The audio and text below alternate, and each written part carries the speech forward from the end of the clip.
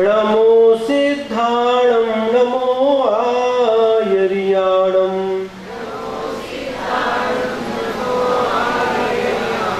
नमो वज्रायाणं नमो लोये सौवसागुणम् एषो पंचणमो यारो सर्वपावपणाशनो मंगलाणं च सर्वेषां परमं हवै मंगलम् मंगलं भगवान् वीरो मंगलं गौतमो गणी मंगलं कुंदकुंदार्यो जैन धर्मोऽस्तु मंगलम् सर्वमंगलमांगल्यं सर्वकल्याणकारकम् प्रधानं सर्वधर्माणां जैनं जयतु शासनम् जैनं जयतु शासनम्।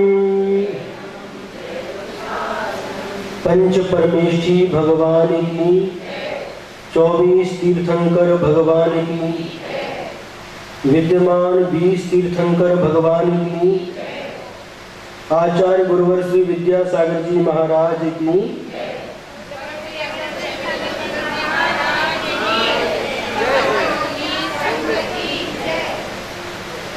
आज कौन सा धर्म है? नहीं, भावना नहीं पूछ रहे, आज कौन सा धर्म है?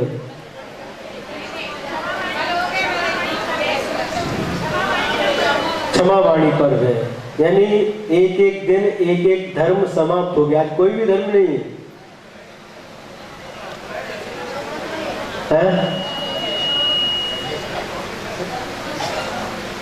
संडे को है क्षमावाणी पर्व। आज है क्या? आज ही है, ठीक है, दोनों दिन अच्छा, तो ये प्रारंभ होता है, जैसे माला होती है ना, जो माला होती है जप माला, यहाँ पर ये 3, इसके ऊपर 3 दाने होते हैं, इसके ऊपर 3 होते हैं। प्रारंभ होता है सम्यक दर्शन, सम्यक ज्ञान, सम्यक चारित्र्यभ्यो नमः। सम्यक दर्शन, सम्यक ज्ञान, सम्यक चारित्र्यभ्यो नमः। सम्यक दर्शन, सम्यक ज्ञान, सम्यक चारित्र्यभ्यो नमः। प्रारंभ भी वहीं से होता है, और आकर के जो 3 है ना, प्रारंभ में भी आते हैं 3 दाने, और माला पूर्ण होने के बाद पुनः वही सम्यक दर्शन, सम्यक ज्ञान, सम्यक चारित्र्यभ्यो नमः। यानी उत्तम क्षमा धर्म से पर्युषण पर्व का प्रारंभ होता है, और पर्युषण पर्व समाप्त होने के उपरांत आप लोग पुनः क्षमावाणी पर्व मनाते हैं। आज ऐसा लग रहा था कि रोज 3 बजे बुलाने आते थे, आज 3 बज गए, 3:15 बज गए, 3:30 बज गए, 3:45 लगता कि आज सब लोग पर्युषण पर्व संपला, अब फ्री हो गए। कैसा लग रहा था? जैसे घर में जब बारात आती है और जब बारात की विदा हो जाती है, उसके बाद जैसा लगता है वैसा आज लग रहा है। सुबह बहुत लोग आ गए कि महाराज, हाँ मैं ये तो हम जा रहे हैं। महाराष्ट्र में एक अच्छी प्रथा है, मैं जा रहा हूं ऐसा कोई बोलता नहीं, मैं ये तो मैंने मैं आ रहा हूं ऐसा बोलते हैं। हाँ, मैं ये तो कभी भी, हमने इतने दिन हो गए महाराष्ट्र में, महाराज जाने का समय आता है, महाराज मैं ये तो, महाराज मैं आ रहा हूं, जाता हूं ऐसा नहीं बोलते, महाराज मैं आ रहा हूं, अभी तो जा रहा हूं ऐसा कोई बोलते ही नहीं, मैं आ रहा हूं। ये महाराष्ट्र की बहुत अच्छी प्रथा लगी, मैं आ रहा हूं, हैं? एक सज्जन बोल रहे हैं वापिस आने का वादा करते हैं।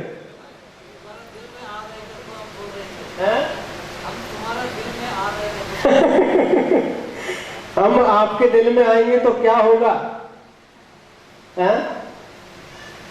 दो प्रकार के लोग होते दुनिया में, एक दिल में उतर जाते हैं और एक दिल से उतर जाते हैं। क्या? दो प्रकार के लोग मिलते हैं। तो ये बात हमें बहुत अच्छी लगती है। मैं ये तो महाराज मैं आ रहा हूं, अभी तो जा रहा हूं, ऐसा कोई भी नहीं कहता। जाना शब्द अच्छा नहीं लगता। जाते हैं लेकिन कह के जाते हैं मैं ये तो मैं आ रहा हूं। फिर 4 बजे आकर के निवेदन किया, महाराज चलो प्रवचन के लिए। उनके हम तो आज तो समझ रहे थे कि आज सब लोग पर्यूषण पूर्ण हो गया तो फ्री हो गए होंगे, लेकिन यहां पर तो जनता है। तो जनता है तो उसको लाभ देना भी अपनी ड्यूटी है, अपना कर्तव्य है। यहां पर एक सज्जन है जंक्शन के, कोठारी जी।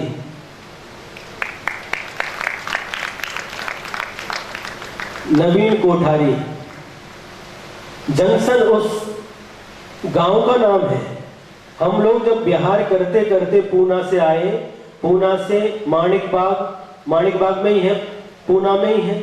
माणिक बाग से हड़पसर से संजय नर्सरी, और वहां से बिहार करते करते यवत से आगे बढ़े। कांचन, कौन सा कांचन है वो? है उड़ली कांचन। यहाँ के नाम तो ऐसे हमको बोलने में भी कठिनाई होती है। उड़ली कांचन एक गांव पड़ा, उसके आगे चले तो दाड़ज पड़ा, दाड़ज के बाद एक कलश नाम का गांव पड़ा। कलश से सज्जन आए। कलश में जब थे, कलश में आहार हुआ था और वहां पर सज्जन आए। 6-7 किलोमीटर चलने पर 2 रास्ते थे। अब किधर जाना? महाराज ये लासुरने जाता है, ये जंक्शन जाता है सीधा। जंक्शन और लासुरने में कितना अंतर है? थोड़ा सा अंतर महाराज, 1 किलोमीटर का। ये लासुरने जाता है, बराबर पड़ता महाराज। उनका भाव तो महाराज लासुरने होकर के जाए। 15-20 घर है लासुरने में, 15-20 घर है। तो मंदिर है, चलो फिर मंदिर के दर्शन करने तो चलना अपन को, भले ही 1-2 किलोमीटर ज्यादा चलना पड़े तो कोई बात नहीं। वीतराग प्रभु के दर्शन के लिए अपन को चलना है। बस आगे बढ़े। सभी महाराज लासुरने आ गए और लासुरने के बाद भगवान के दर्शन करके बस 10 मिनट के अंदर जंक्शन पहुंच गए। पहली बार सुना एक जंक्शन क्या है। अभी तक तो सुनते थे रेलवे के जंक्शन होते हैं। एमपी में एक बीना है, बीना सिटी, बीना जंक्शन बोलते उसको। बीना 12 अलग है, बीना सिटी, बीना जंक्शन बोलते उसको। इटारसी भी एक जंक्शन है, धनबाद भी एक जंक्शन है शायद, धनबाद झारखंड में। बहुत सारे जंक्शन, दौंड भी जंक्शन है। यहाँ पर बहुत सारे जंक्शन है। ये जंक्शन क्या है महाराज? जंक्शन क्या है? जंक्शन तो एक गांव है,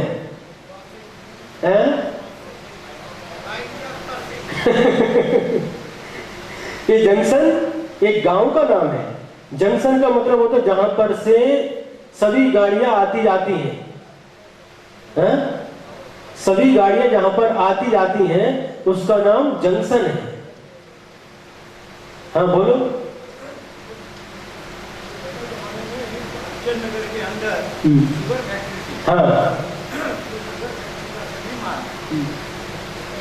स्टेशन पे जाता था और ये हर एक तरह की ये जो गन्ने की खेती रहती है वो खेती के अंदर जो रूल लाइन डाली थी माल लाने के लिए, गन्ना लाने के लिए फैक्ट्री के लिए, तो ये बीच में आता है इसको ये कह रहे बालचंद नगर है। बालचंद नगर में जो बालचंद जी सेठ थे, बालचंद साहब के दोषी उनने पूरा नगर बसाया है। तो वहां पर शुगर फैक्ट्री थी। उस शुगर फैक्ट्री में गन्ने लाने के लिए लाइन डाली गई थी। और ये बीच में पड़ता था जंक्शन, इसलिए इसका जंक्शन नाम पड़ गया। ऐसा है क्या? कोई भी बात हो, ठीक है, जंक्शन नाम है, जहां से सभी गाड़ियां आती जाती है उसका नाम जंक्शन होता है, रेलवे स्टेशन जंक्शन। ये मनुष्य गति भी एक जंक्शन है। हम क्या कह रहे हैं? ये मनुष्य गति एक जंक्शन के समान है। यहां मनुष्य मरण करके कहीं पर भी जा सकता है, सभी रास्ते उसके लिए खुले हुए हैं, कोई भी रास्ता बंद नहीं है, कहीं भी जा सकता है, कहीं भी। हाँ, ऊपर देखो, प्रारंभ करो देवगति में, भंवरवासी बन सकता है, बेंतर बन सकता है, ज्योतिषी देवों में भी जन्म ले सकता है, सौधर्म स्वर्ग से लेकर के अच्युत स्वर्ग तक भी जन्म ले सकता है। और इसके आगे भी 9 ग्रैविक हैं, वहां पर भी जन्म ले सकता है।